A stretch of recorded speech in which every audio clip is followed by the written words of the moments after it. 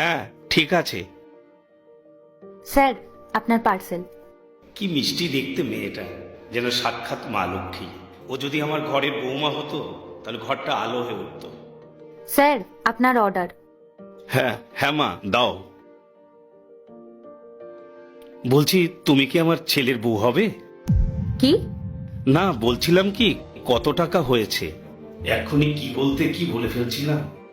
ও আচ্ছা, আপনার 540 টাকা হয়েছে।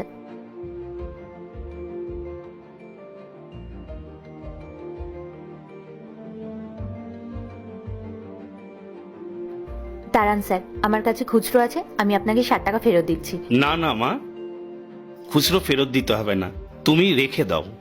না না স্যার, এটা তো আমার কাজ, আমি আপনাকে খুচরো দিচ্ছি, আপনি 1 মিনিট দাঁড়ান। না না, আমি বললাম ওটা তোমার কাছেই থাক। তুমি তো আমার মেয়ের মতো, তুমি মিষ্টি খেয়ে নিও। ধন্যবাদ আঙ্কেল, আমি আসছি। শোনো মা, বাইরে প্রচন্ড রোদ, যা গরম পড়েছে, তুমি একটু ঘরে এসে আরাম করে নাও, তারপর একটু জল খেয়ে পরে বাইরে যেও। না না আঙ্কেল, ঠিক আছে, আসলে আমার এখন অনেকগুলো পার্সেল দিতে হবে, আমার দেরি হয়ে যাবে, আসছি। মা, আমি তো তোমার বাবার মতো, রোদে গেলে শরীর খারাপ হবে। আমি বলছি তো, কিছুক্ষণ বসে যাও, তারপর রোদটা কমলে পরে যেও।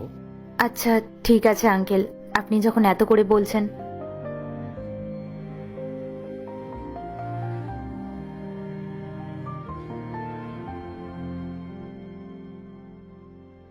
এসো, সোফায় একটু বসো, বসে একটু বিশ্রাম নাও। ফ্যানটা চালিয়ে দিচ্ছি, আর তোমার জন্য কিছু ঠান্ডা নিয়ে আসছি। তুমি একটু বসে আরাম করো।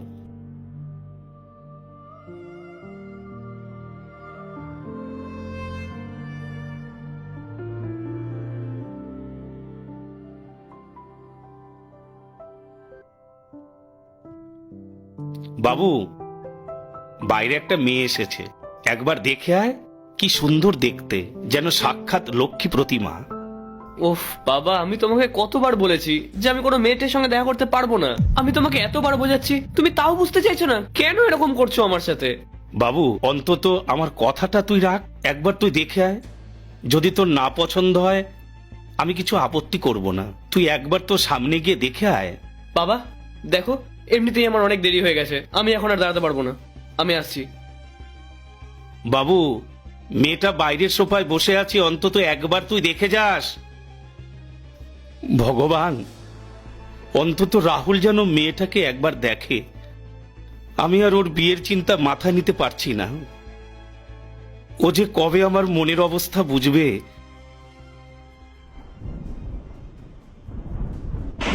পূজা,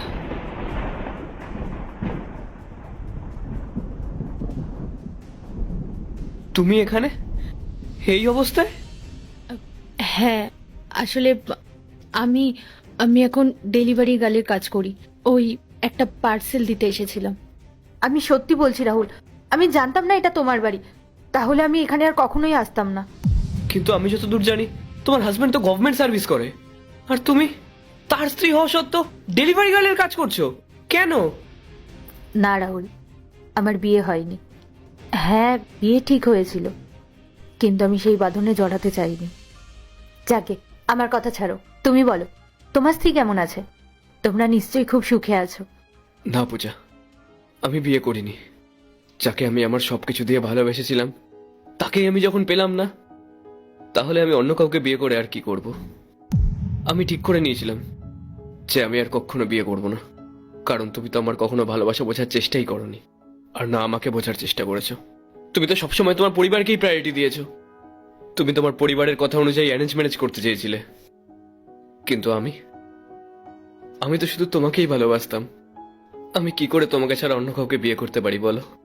কিন্তু তুমি সব সময় বলতে তুমি তোমার পরিবারের অমতে গিয়ে আমাকে বিয়ে করতে পারবে না। তাহলে আমি কি করতাম? আমি তো শুধু তোমাকে ভালোবাসতাম। এখন আমার মনে শুধু তুমি থাকতে যদি আমি অন্য কাউকে বিয়ে করতাম, তাহলে সেটা তার সাথেও অনেক বড় অন্যায় করা হতো। আজ প্রায় 3 বছর হয়ে গেছে আমরা আলাদা, কিন্তু একটা দিনও এরকম চাইনি যে আমি তোমার কথা মনে করিনি। আমি আজও তোমাকে ততটাই ভালোবাসি। আমি আমি অনেক চেষ্টা করেছি তোমাকে ভুলে যাওয়ার, কিন্তু তাও আমি তোমাকে ভুলতে পারিনি। জানো পূজা, রাতে আমি ঠিক মতন ঘুমাতে পারি না। সব সময় আমার চোখের সামনে তোমার মুখটা ভেসে ওঠে, আর শুধু একটা প্রশ্নই আমার মাথায় ঘুরপাক খায়, যে আমি কি এমন অন্যায় করেছিলাম যার শাস্তি তুমি আমাকে দিয়েছিলে। না রাহুল, তুমি কোনো অপরাধ করনি। অপরাধী তো আমি। হয়তো ভগবানই চাননি যে আমরা একসাথে থাকি। আমাদের বিয়ের ঠিক একদিন আগে আমার মা খুব অসুস্থ হয়ে পড়ে, আর সেই কারণে আমার বিয়েটাও ভেঙে যায়। হয়তো এটাই হবার ছিল। জানো রাহুল, আমি সব সময় ভাবতাম আমাদের কি আর কোনোদিনও দেখা হবে। আর যদিও দেখা হয়, আমি কি কোনোদিনও তোমাকে এই সত্যিটা বলার সাহস পাবো? তুমি আমাকে কতটা ভালোবাসতে, আর আমি তোমার ভালোবাসার মর্যাদাটাও দিতে পারিনি। আমার এই পরিস্থিতির জন্য না আমি নিজেই দায়ী। আমি যদি সেই সময় মা বাবার অমতে গিয়ে তোমাকে বিয়ে করতাম, তাহলে তারা আমাকে কোনোদিনও ক্ষমা করতো না। আর জানো, বাবা আমাকে সবসময় ভয় দেখাতো। বলতো যে আমি যদি তোমাকে বিয়ে করি তাহলে বাবা নিজের ক্ষতি করে দেবে। আমি বাধ্য হয়ে এটা করেছিলাম রাহুল। তুমি হয়তো ভেবেছিলে আমি তোমাকে ভালোবাসতাম না, কিন্তু আমি তোমাকে অনেক ভালোবাসতাম। আর আমি আমার মা বাবাকেও তো ভালোবাসতাম, বলো। আমি না অনেকবার ভেবেছিলাম রাহুল, আমি সব কিছু ছেড়ে তোমার কাছে ফিরে আসব। তার পরক্ষণেই আবার ভেবেছি আমি তোমাকে এত কষ্ট দিয়েছি, তারপর আবার আমি কোন মুখ নিয়ে তোমার সামনে গিয়ে দাঁড়াবো।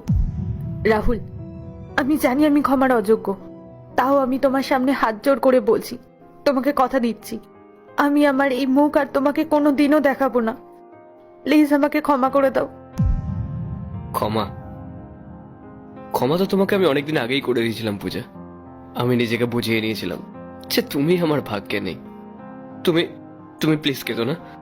তুমি তো জানো যে তোমার চোখের জল আমি সহ্য করতে পারি না।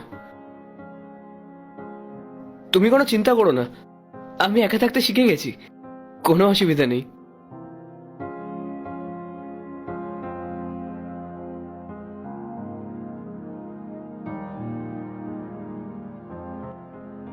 কেঁদো না পূজা, আমি তো আছি।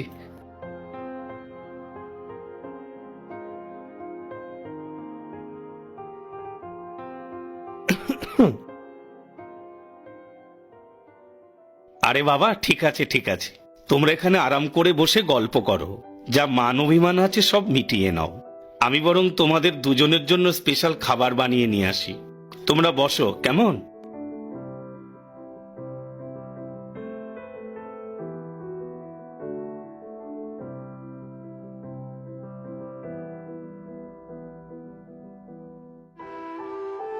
আমি আছি তো।